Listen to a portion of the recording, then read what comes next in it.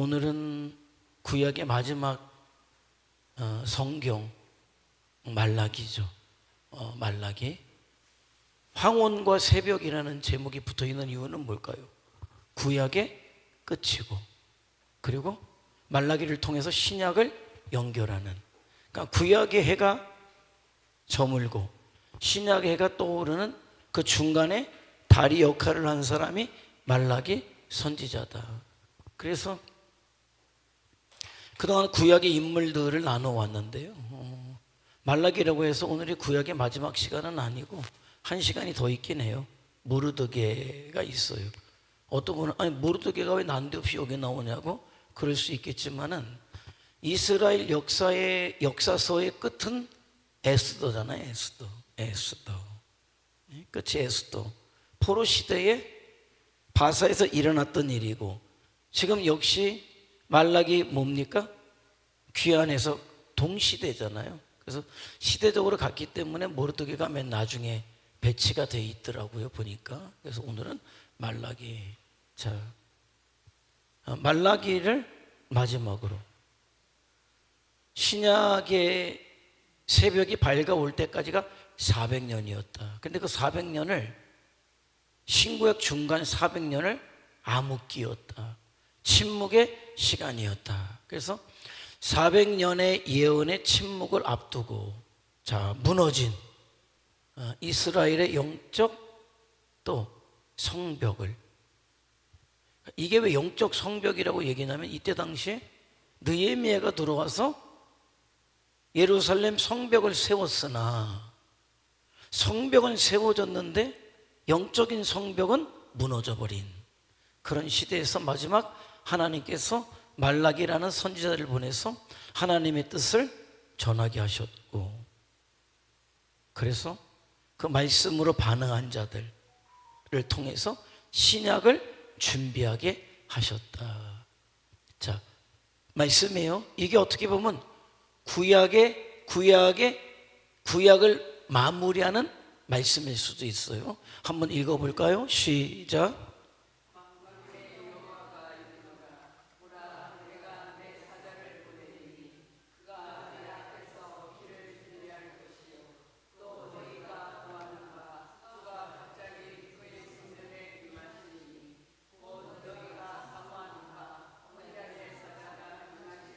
자, 말라기 3장 1절 말씀인데, 왜 이게 구약의 모든 예언들 그리고 율법들을 마무리하는 그런 말씀이냐면, 이제 포로로 귀환해 왔던 남은 자들이 왔잖아요.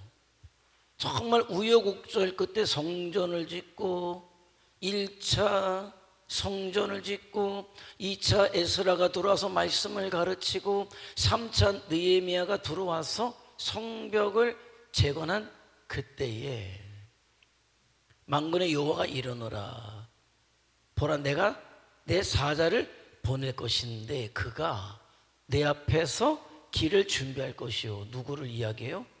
이거는 400년 후에 올 침례 요한을 이야기하죠. 광야에서 메시아의 길을, 예수님의 길을 예비하는 자. 자, 또 너희가 구하는 바 주가 갑자기 그의 성전에 임하시리니 곧 너희가 사모하는 바 언약의 사자가 임하실 것이라. 메시아의 오심을 말씀하고 있는 것. 그래서 이것으로 구약을 마무리 짓고, 그리고 400년을 기다려요. 400년을 기다립니다.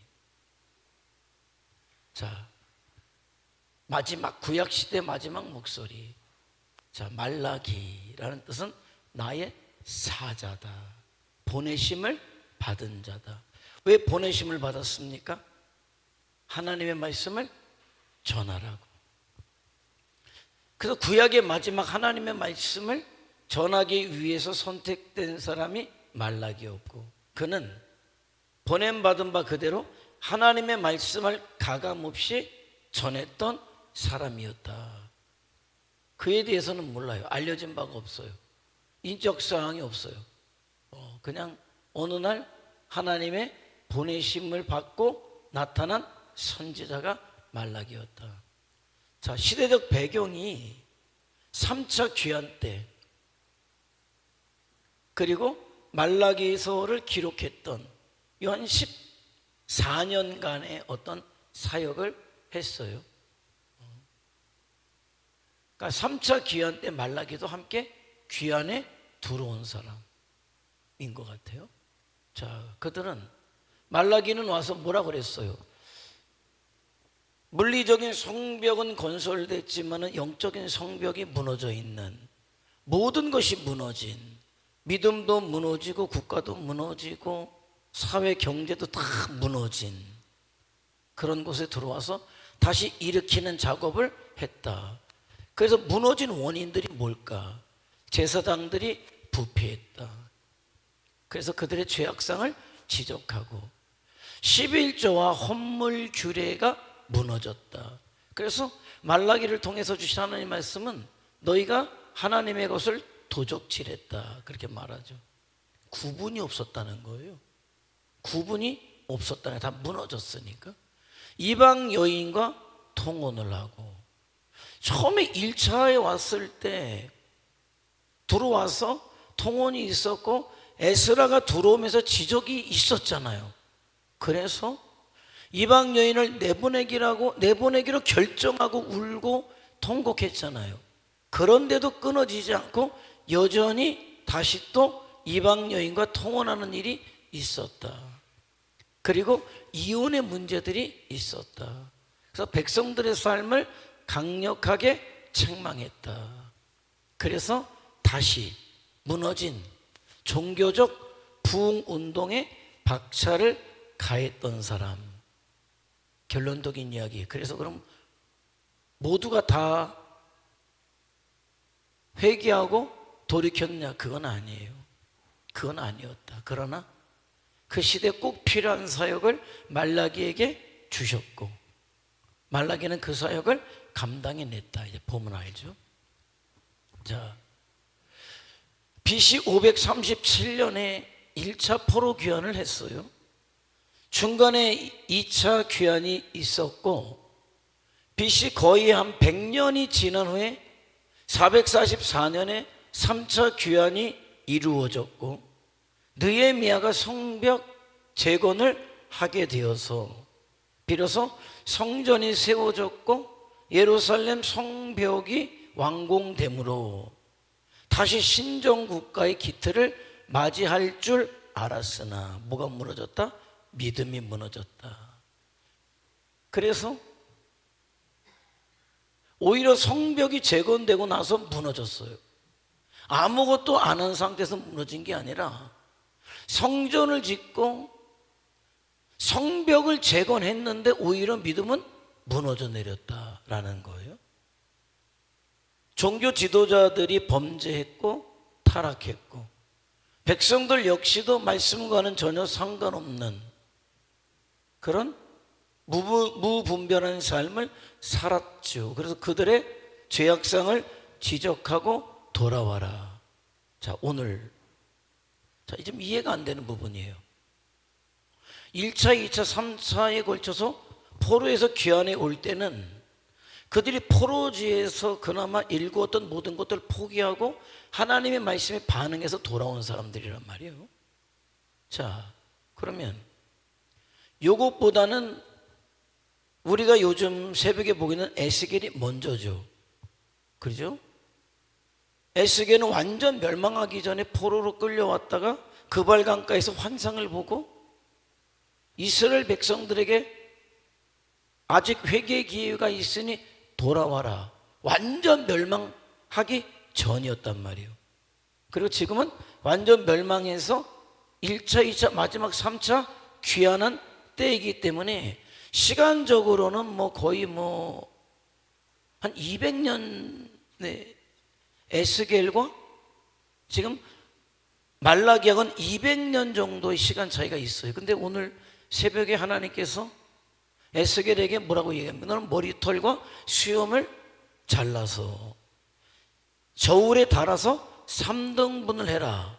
하나는 불에 태우고 하나는 칼로 치고 3분의 1은 바람에 흩뿌려라. 그러나 그 중에 얼마는 네 옷자락에 싸라.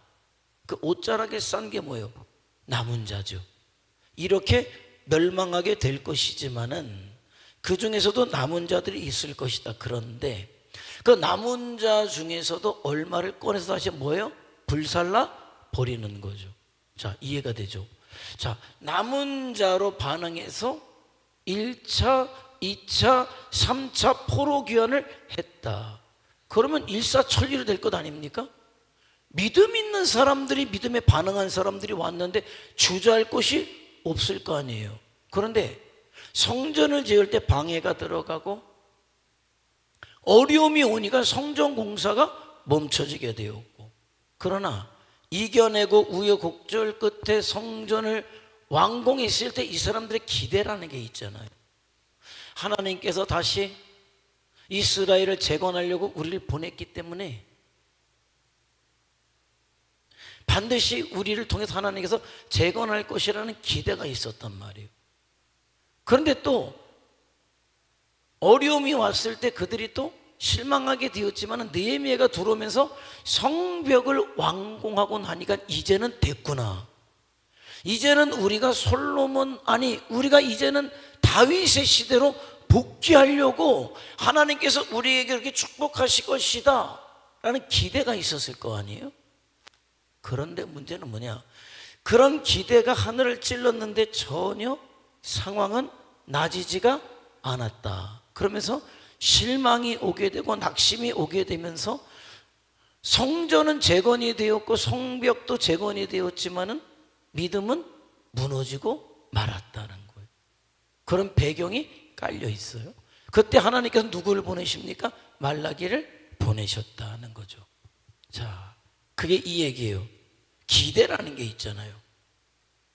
성전을 지었습니다. 성벽을 재건했어요. 그러면 하나님께서 이제 우리를 통해서 다시 그 영광을 나타낼 것이다. 그런데 현실은 전혀 바뀌지 않았어요.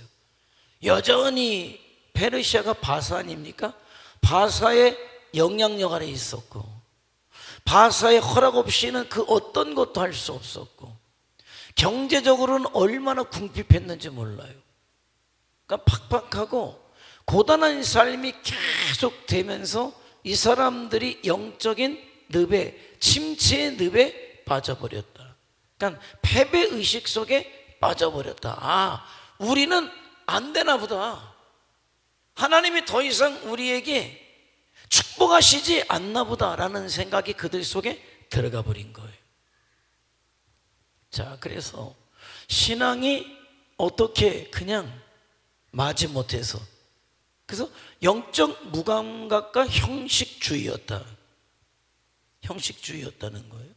겉모양은 유지되고 있었지만은 사실은 정말 중요한 내면이 완전히 무너졌다.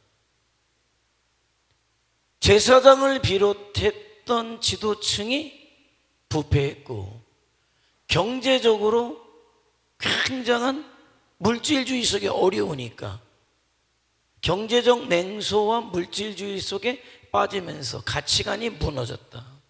영적인 가치가 무너지고 물질적 가치가 그 사람들 속에 들어오게 되었다. 그러면서 가정이 붕괴되기 시작했어요.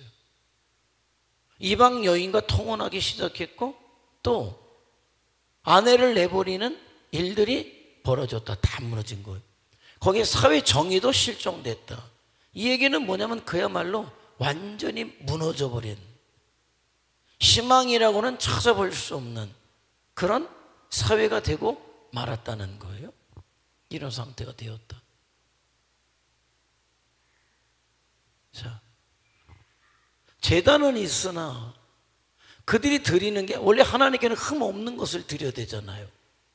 그런데 흠 있는 것들로, 병든 것들로, 쓰다 남은 것들로 하나님 앞에 드렸다. 그러니까 드림은 있으나 진정한 믿음은 없는 거예요. 그러면서 이런 얘기를 해요. 우리가 이렇게 예배한들 무슨 소용이 있느냐? 우리가 하나님을 섬기는 것이 무슨 우리에게 유익이 되겠느냐? 그는 어떤 신앙의 그냥 매너리즘이라는 거는 그냥 신앙의 타성에 젖는 거예요. 우리처럼 그냥 하나님에 대한 기대도 없고, 주일이니까 안 올 수는 없으니까 오고, 그냥 앉아서 찬양 부를 때 그냥 앉아서 찬양 부르고, 그냥 설교하니까 듣고 그냥 흘리고, 그리고 집에 가면 내가 언제 교회 갔었느냐, 그거죠.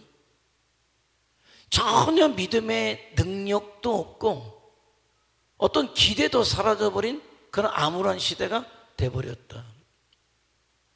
성전은 있었지만 불은 이미 식어져 버렸어요.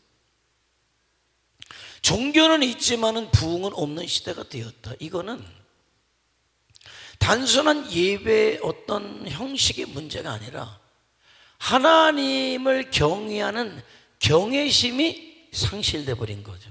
상실돼 버렸다.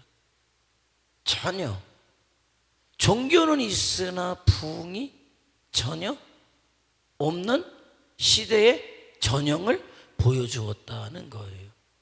제사장들은 어떻습니까? 그냥 자기들의 입맛에 맞게 사람들이 좋아하는 소리만 말씀을 왜곡하고 또 현실과 타협하고 영적으로 무책임했다. 자기들이 제사장이지만 그들이 하나님 앞에 바로 서서 살아있는 예배자로 설 수 있도록 도움이 없었다는 거예요. 그리고 돈에 의해서 제사장들이 움직였고, 결국은 지도자가 무너지면, 강단이 무너지면요, 말씀이 무너지는 거고, 말씀이 무너지면 공동체가 무너지는 것이고, 이스라엘이 완전 무너져버린 암울한 타락의 시대를 살고 있었다는 거예요. 자, 그러면서 그 사람들이 하는 얘기가 있어요. 뭐냐? 악인들이 형통하는 것을 보니까, 악한 자가 형통하는 것을 보니까 우리도 이렇게 살아서는 안 되겠다. 하나님께서 악한 자들을 축복하시나 보다. 믿음으로 살려면 살수록 오히려 어려우니까 믿음으로 살아서는 이 시대를 살아갈 수 없다. 그러니까 어떤 신앙이나 영적인 가치가 떨어지는 것이고, 어떤 세상적 가치를 따라가다 보니까 악한 자들이 형통하는 그런 시대다라고 생각을 하고 있었다는 거죠. 그러니까 이거는 믿음의 상실이에요. 어떤 단순한 삶의 불평불만이 아니라 믿음의 능력을 상실한 거죠. 믿음의 능력을 상실했다. 영적 가치가 아니라 물질적 가치가 판을 치는 세상이 돼버리고 말았다. 아니 근데 이 사람들이 어떤 사람이에요? 남은 자들이었는데. 그러니까 남은 자들로 선택되는 것도 어려운데 그 남은 자들 안에서도 역시 타락하는 일들이 있다는 거죠. 그러니까 믿음이라는 거는 뭐냐? 계속 나에게 있어서 현재 진행형이 돼야 되는 거예요. 절대 믿음이 과거가 되는 순간에 무너지는 거죠. 그래서 오늘 내 믿음이, 저와 여러분이 가장 힘써야 될 것은 뭐냐면 오늘 내 믿음이 내 인생 속에 가장 좋은 믿음이 되도록 해야 된다는 거예요. 그게 현재 진행형의 믿음인 것이죠. 그게 어떤 삶이냐? 남은 자의 삶이다. 근데 현재 진행형의 믿음이 아니라 남은 자로서의 사명을 감당하지 못할 때 그는 어떤 그 세 부류의 심판을 받고 멸망했던 사람과 별반 다름이 없는 자가 될 수밖에 없다는 것을 알아야 된다는 거예요. 알아야 된다. 백성들은 뭡니까? 이방 결혼이 증가했고 무분별한 이혼이 있으므로 가정이 해체됐다. 그러니까 총체적 위기가 이스라엘 백성들에게 있었다는 거예요. 본질은 뭡니까? 하나님과의 관계 파괴인 거죠. 인간관계 파괴 이전에 하나님과의 관계가 파괴되었다는 거죠. 그러니까 패배의식 속에 그들이 있었다는 거예요. 그러면서 사회는 뭡니까? 사회 정의도 사라졌다. 왜? 말씀의 가치가 무너졌기 때문에 사회 정의도 역시 무너졌다. 품꾼에 대한 압제가, 과부에 대한 억울함이, 고아에 대한 학대가, 그리고 이방인에 대한 억압이 있었다는 거죠. 그러니까 결국은 종교의식은 여전히 남아있는데 정의가, 공의가 증발돼 버렸다. 자, 이게 왜 심각하냐? 자, 이게 연쇄작용이에요. 연쇄작용. 하나님을 향한 경외심이 상실될 때, 믿음이 잃어버릴 때 일어날 수 있는 현상이 뭐냐? 강단의 타협과 리더십의 부패다. 가장 중요한 건 뭡니까? 하나님을 경외한다면 하나님의 말씀만이 증거되어야 돼요. 그건 어떤 상황적 고려가 있어서는 안 된다는 거죠. 이 시대 영을 깨우기 위해서 하나님의 말씀으로 전할 수 있어야 되는데 자꾸 상황을 고려해요. 사람의 입장을 고려해요. 그러다 보니까는 강단에서 죄에 대한 지적이 사라지고 하늘을 목적 삼아야 하는 하늘에 대한 메시지가 상실되고 이 땅에서 잘 될 겁니다, 형통할 겁니다, 좋아질 겁니다, 막연한 기대를 갖게 하는,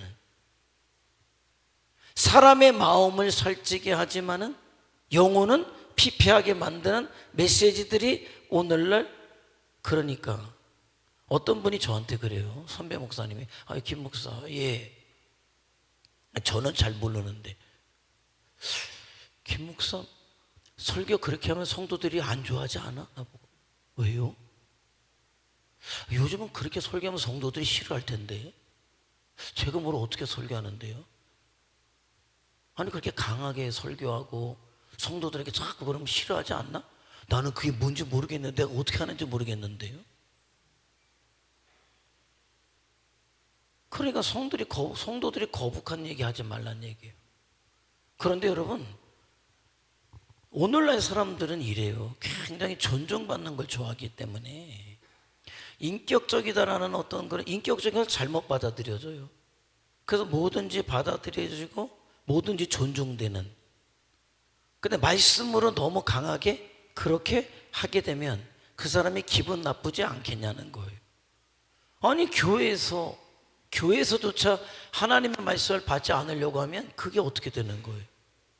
내 좋은 소리만 듣고 잘 된다는 소리만 듣고 전혀 잘못됐는데 죄에 대한 지적은 받기 싫어한다면 뭐가 무너진 거예요? 강단이 무너진 거예요. 그러면 이 사람에게 하나님을 경외함이 있습니까? 사람을 오히려 더 의식하는 거예요. 하나님보다 사람을 의식하는 거예요. 그럼 연쇄적으로 어떤 일이 벌어지느냐? 강단에서 타협이 들어가고 그러면 영적 리더십이 부재가 되겠죠. 그러면은 가정이 문제가 오고 신앙이 식어져 버리죠. 내 마음대로의 신앙이 된단 말이에요. 사회 정의가 실종되고 약자들이 억압받는, 그야말로 모든 것들이 무너지는 그런 세상이 될 수밖에 없다. 저와 여러분에게 하나님 경외함이 무너지면 다 무너지는 거예요. 하나님을 경외하는 게 신앙의 기준이 돼야지 삶이 세워져 간단 말이죠. 하나님의 말씀의 기준이 상실되면 다 무너지는 거죠. 지금 말라기 시대가 그러했다는 거예요. 자, 이게 역설이에요. 참. 자, 성전은 있는데 불이 없어요. 불이 없어요. 뜨거움이 없다는 거예요. 열정이 없다는 거예요. 제사는 있었지만은 중심이 없어요. 그 얘기는 뭐예요? 그냥 형식적인 거. 타성에 젖어서 아유 그냥 또 일요일이 됐구나. 주일도 아니야. 일요일이 됐구나. 아유 그래서 교회는 한번 가야 되겠다. 그런 거? 그런 거. 지도자는 있으나 진리가 없어요. 서로 그냥 이런 식 그냥 좋은 게 좋은 거. 아니 교회에서 좋은 게 좋은 거는 절대 아니잖아요. 교회는 뭐가 좋은 거예요? 말씀이 좋은 거예요. 우리끼리 좋은 게 아니라 진리가 좋은 것이고 말씀이 좋은 것이다. 우리끼리 좋아지면 어떻게 돼요? 말씀에 대한 타협이 들어와요. 아이 뭐 목사님도 그런데 뭐 나는 어때? 이미 타협이 들어간 거예요. 아니죠. 이거 이미 잘못된 거예요. 하나님의 말씀이 좋은 거예요. 진리가 좋은 거예요. 내가 어려워도 손해봐도 하나님의 말씀을 따라가고 진리를 따라가야 된단 말이죠. 그러니까 한마디로 얘기하면 종교는 있지만 정의가 사라졌다. 이 세계는 뭐냐면은 종교는 있었지만은 하나님을 경외하는 것이 사라졌기 때문에 껍데기만 남은 형식적 종교주의가 판을 치는 그런 시대였다. 말라기가 그런 시대였다라는 거예요. 자, 문제는 이거예요. 자, 뭐가 문제냐? 문제는 가만히 보면 말라기의 시대와 지금 우리가 살고 있는 시대상이 너무 흡사하다는 거예요. 자, 말라기의 시대는 예수님의 출임을 기다리는 시대였다. 지금 저와 여러분이 살아가고 있는 시대는 예수님의 재림을 기다리는 시대에 살아가고 있다. 자, 그런데 지금 우리 이 세상 돌아가는 게 우리 어떤 시대상이 여태까지 이야기했던 말라기의 시대상과 너무 흡사하다는 것이 그야말로 소름 끼칠 만큼 깜짝 놀랄 일이다라는 거예요. 흠 있는 제물을 드렸다고 그래요. 그건 뭐예요?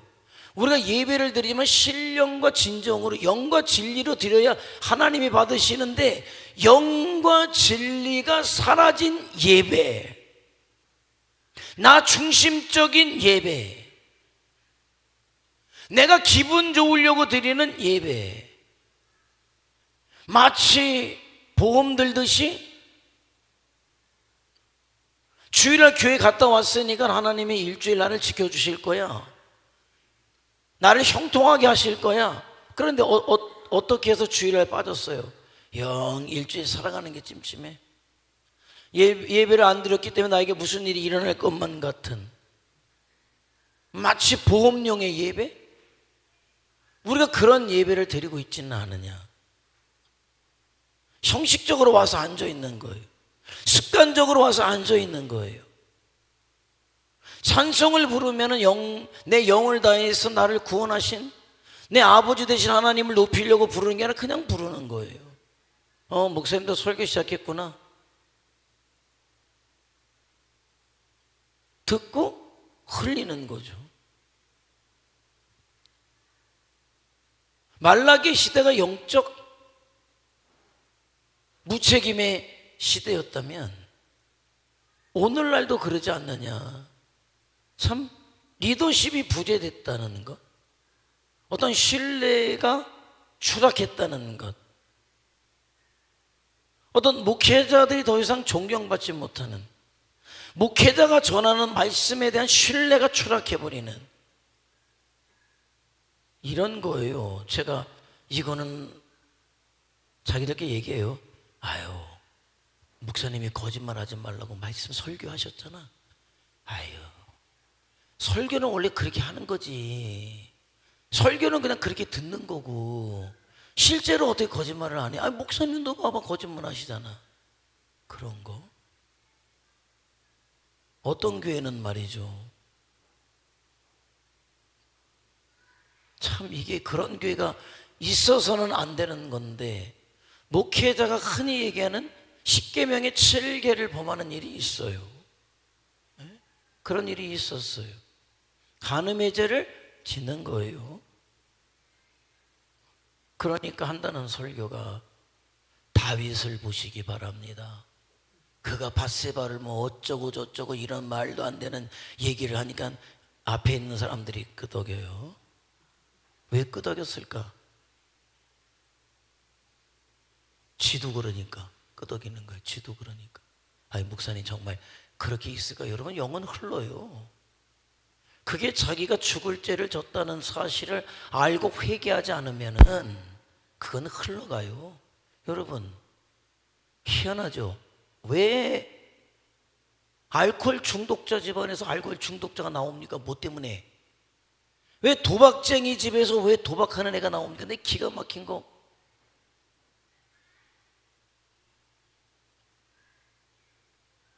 할아버지는 고스톱을 치고 아버지는 포커를 치는데 그 집 자식놈은 흔히 얘기는 옛날에 흔히 얘기는 짤짤이라는 걸 하고 있는, 어떻게 삼부자가, 근데 그런 현실이 진짜 일어나요. 왜? 영은 흘러가니까. 여러분, 이게 정말 그럴까 싶지만은요, 강단에서 목회자가 간음의 죄를 짓잖아요. 흘러가요. 거짓말을 하잖아요. 목회자가 흘러가요. 거룩하게 살지 않죠. 성도들의 삶에서 거룩이라는 걸 찾아보기가 어려워요. 그렇기 때문에 그게 교회 안에 흐르는 영성이란 말이죠. 그래서 우리가 깨어 있어야 하고 기도해야 될 이유가 거기 있단 말이에요. 그런데 말라기 시대가 그랬다는 거예요. 제사장들이 타락하니까 백성들의 삶 역시도 타락하게 되고, 여러분, 내가 죄를 지으면요 지적이 못 들어가요. 내가 거짓말하는데 신현주 권사님 거짓말하면 안 됩니다. 이게 통해요? 근데 신현주 권사 나를 알아. 목사님도 지도 거짓말하면서 이미 속으로, 겉으로 안 하겠지만 속으로. 이게 되겠습니까? 안 되죠. 거룩해야 됩니다. 우리 주님이 뭐라고 말씀하셨습니까? 음욕을 품는 것만으로도 간음이라고 했기 때문에 회개하시고 거룩하게 살아야 됩니다. 내가 그러면서 이 말이 됩니까 이게? 그러면 그 사실 아는 사람들은 에이, 그러니까 이런 얘기가 되는 거예요. 원래 설교는 저렇게 하는 거야. 삶 따로 설교 따로야. 그러니까 우리도 설교 들을 때 그렇다고 그냥 끄덕일 뿐이지, 정말 그 말씀대로 살겠다라는 생각 자체가 이미 없는 거, 이게 교회입니까? 그게 지금 여태까지 얘기한 거예요. 예배는 있으나 생명력이 없는 거죠.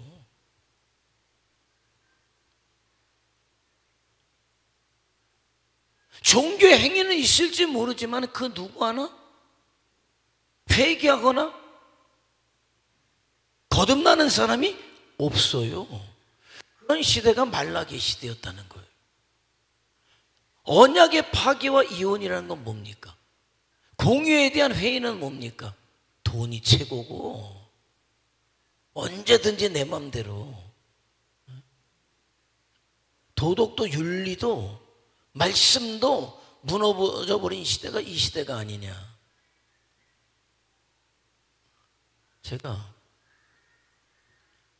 옛날에는 뭐 그냥 목욕탕도 자주 가고, 코로나 이후에는 잘 목욕탕도 안 가지만은 예전에 목욕탕 자주 갔잖아요. 그래서 목욕탕에 옛날에 찜질방들이 있잖아요.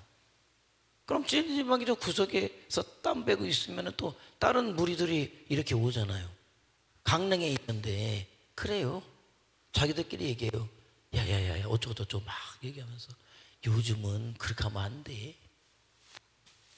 요즘은 나이 많은 사람 애인으로 두면 그는 동메달이야, 동메달.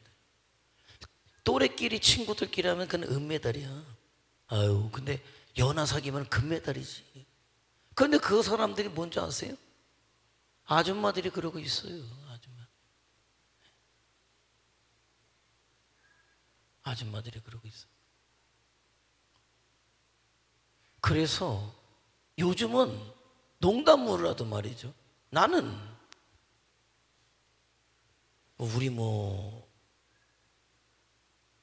신학교 동기 모임도 잘 안 나갑니다만은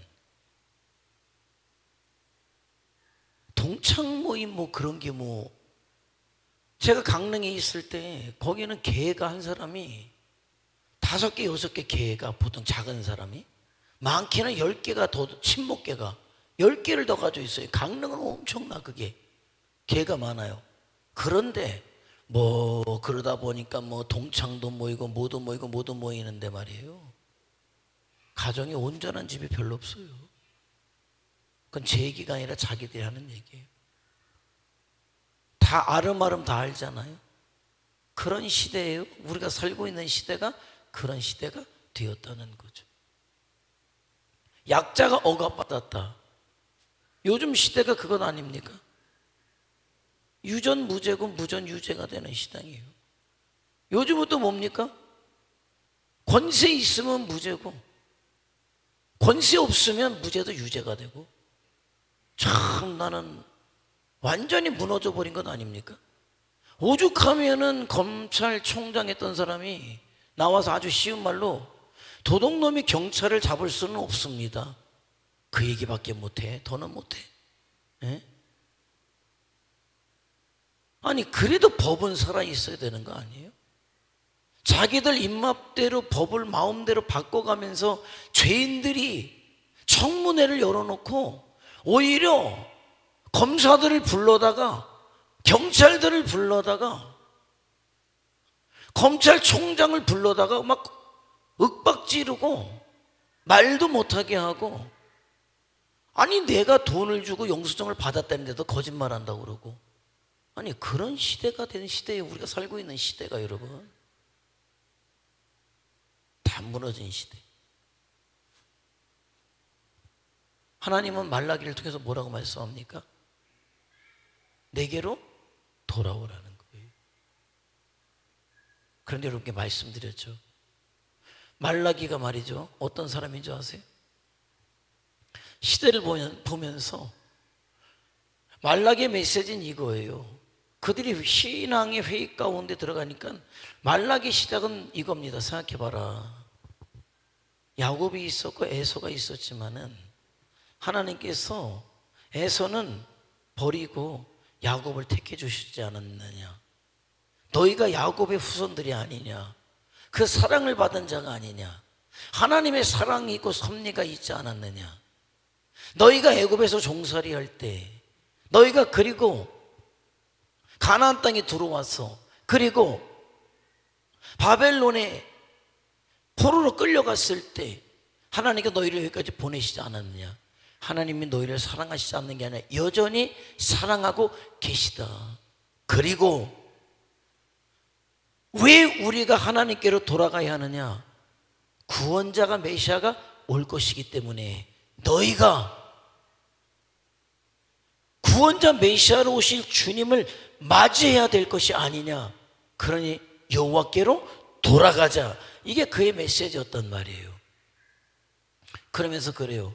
더 이상 하나님 앞에 병든 제물, 의미 없는 희생의 제사, 이방인과 통혼하는 일을 버리고 그렇게 예배드릴 바에는 뭐해라? 성전문을 닫아버려라. 하려면 제대로 흉내만 내지 말고. 어느 날 제가요, 저는 믿지 않는 집에서 태어나서 부모님들의 반대를 무릅쓰고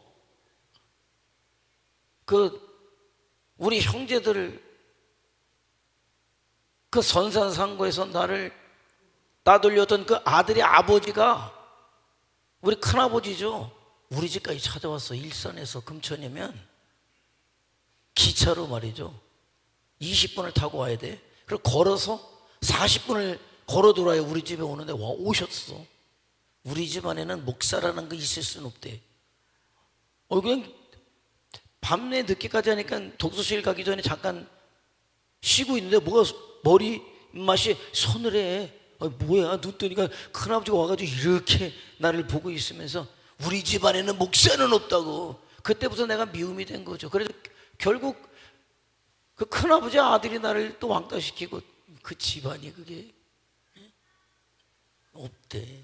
그런데 그렇게 하면서까지도 신학대학을 갔는데 가서 보니까 말이에요, 기숙사에, 우리는 그때 학교가 작았기 때문에 기숙사들에게 참 어려웠어요.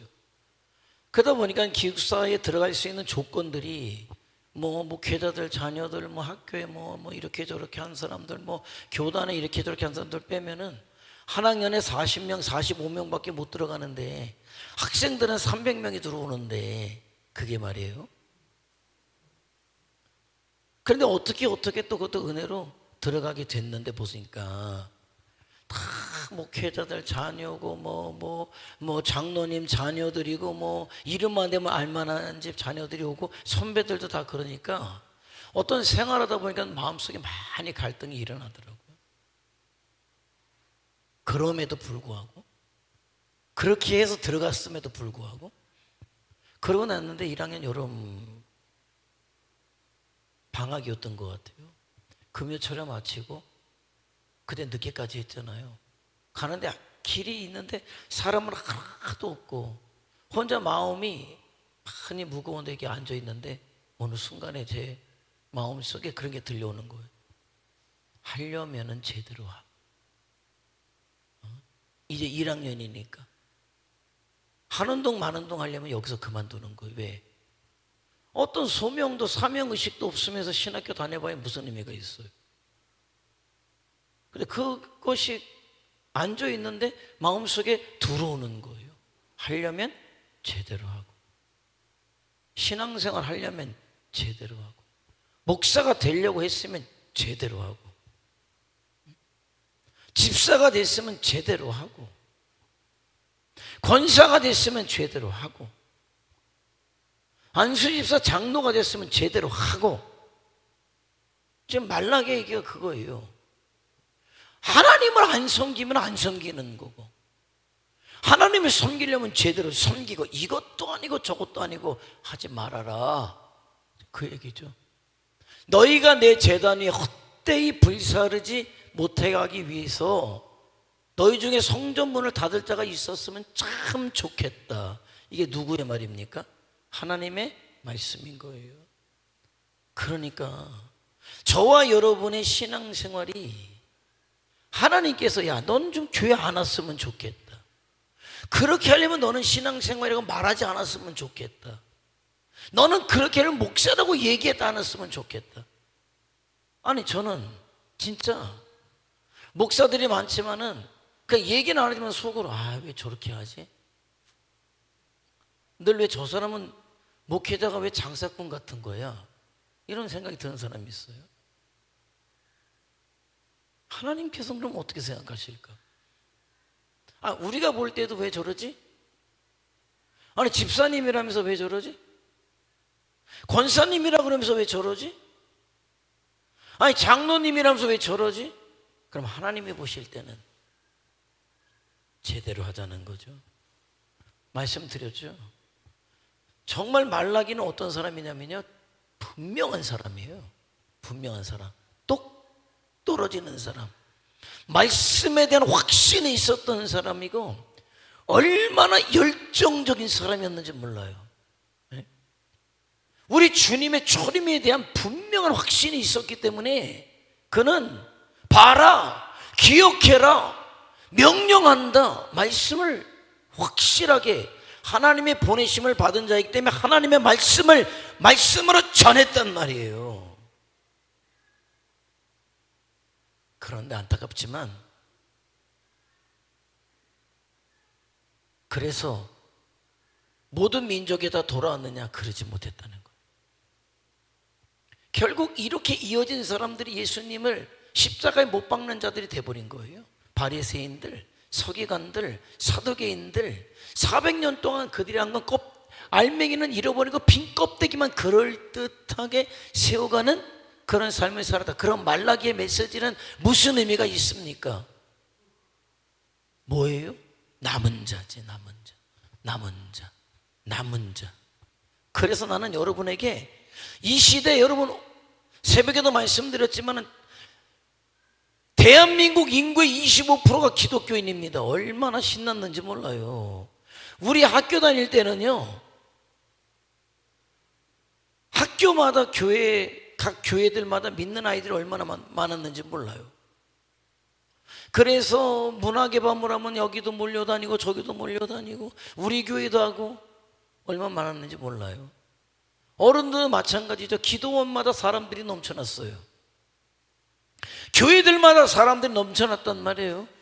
그런데 어느 순간에 1,000만이 안 돼 보고서가 나오잖아요.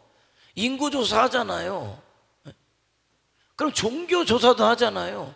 1200만이라고 보고되던 게 말이에요 1000만이었다 800만이었다 지금 600만이라고 그래요. 반토막 났어요. 아유, 예전에는 정말 북적북적 됐죠. 교회학교 아이들도 북적북적 됐죠. 참 옛날이 좋았어요. 그런데 나는 그런 것도 맞지만은 그렇게 생각 안 해요.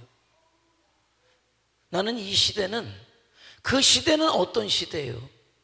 모아드리는 시대였어요. 다시 얘기하면 알곡과 쭉정이가 다 모아드리는 시대였다. 1200만이 있다고 해서 여러분 1200만이 다 성도였다 생각하지 마세요. 아니요, 쭉정이들이 반은 섞여 있었어요. 나는 지금 이 시대는 그래서 어떤 시대냐? 키즈라는 시대다. 키즈라는 시대. 키즈라는 거 아시잖아요. 쭉정이는 밀려나가요. 여러분 키즈를 보면 여러분 어떻게 해요? 나중에 키즈를 보면 그 비율이 어떻게 돼요? 키즈를 보신 분이 있으신가? 키즈를 보신 분? 흰식이라 뭐 키즈를 보신 분이 없는가? 해봤어요? 키즈를 보니까는 비율이 어떻게 돼요? 알곡과 쭉정이가 그런데 분량이 어때요? 분량이 보면은 껍데기가 알맹이만큼이에요? 어떻게? 알맹이가 껍데기만큼 비슷해요? 어떻게 해요? 오히려 껍데기가 더 많다잖아요. 껍데기가. 깨를 한번 털어.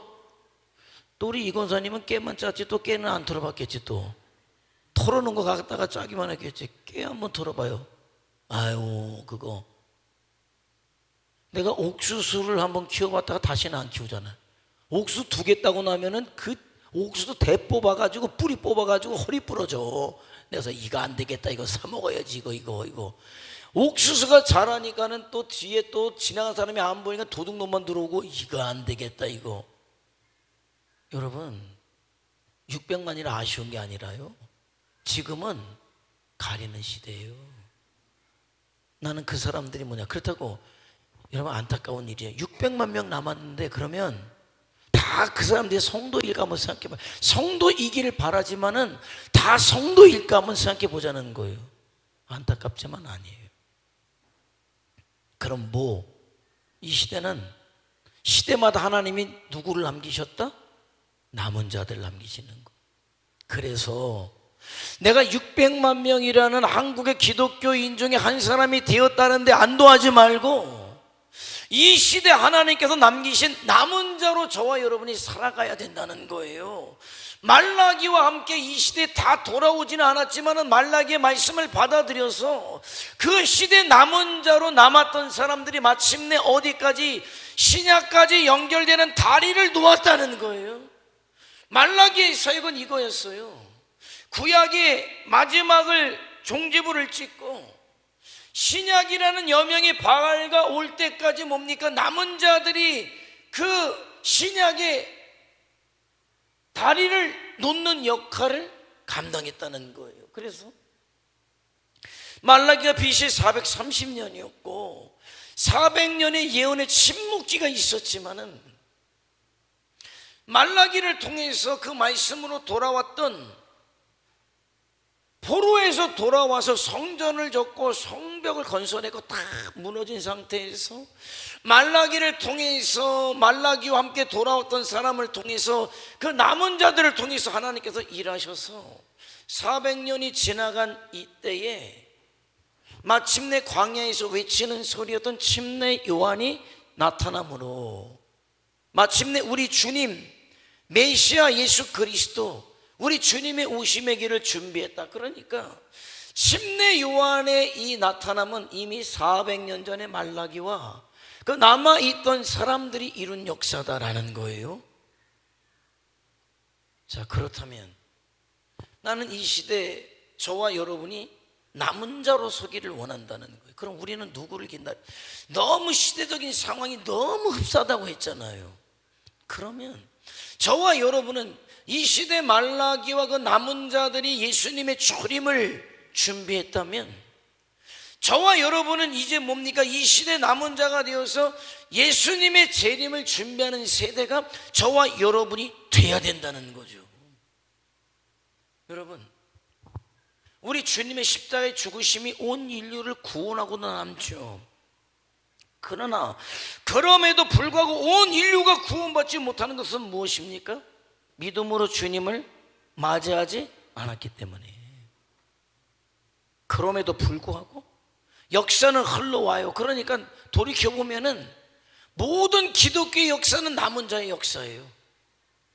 주님을 맞아들이고 주님의 종으로 살았던 사람이 남은 자, 그 시대의 남은 자고, 저와 여러분이 예수님의 재림을 준비하며 이 시대의 남은 자로 살았을 때에 각 시대별로 말라기에 남은 자들, 초대교회에 그 남아있던 자들, 중세기에 남아있던 자들, 이 시대에 남아있던 자들만이 어디에 가게 될 것이다? 하나님의 나라에 가게 될 것이다 라는 거예요. 그래서 저와 여러분이 어떤 남은 자의 사명이 무엇일까? 말씀으로 돌아가는 거죠. 하나님의 말씀에 순종한 예배자로서 살아가는 거예요. 예배자로서 서는 거예요. 이 시대 살아계신 하나님의 예배자들로 저와 여러분이 살아가요. 이 세상에 살아가지만은 세상에 속한 자가 아니라 하늘에 속한 자로 살아계신 하나님을 예배하고, 2000년 전 우리 예수님의 십자가의 대속에 그 역사를 통해 완성된 복음을, 구원의 복음을 저와 여러분이 전하는 자들로 서야 된다는 거예요. 나 있는 곳에서 우리를 보내는 곳까지. 그렇게 예배자와 예수님의 증인된 사명을 사는 자를 이 시대 하나님이 뭐라고 부르시느냐? 남은 자다, 남은 자다라고 말씀하는 거예요. 그래서 두 종류가 있을 거예요. 남은 자로 살다가 육신의 때가 다해서 육신적 죽음을 맞이한 사람은 잠을 자게 될 것이다. 그러나 그는 남은 자로 자는 거예요. 남은 자로서 잠을 자고 있는 것이다.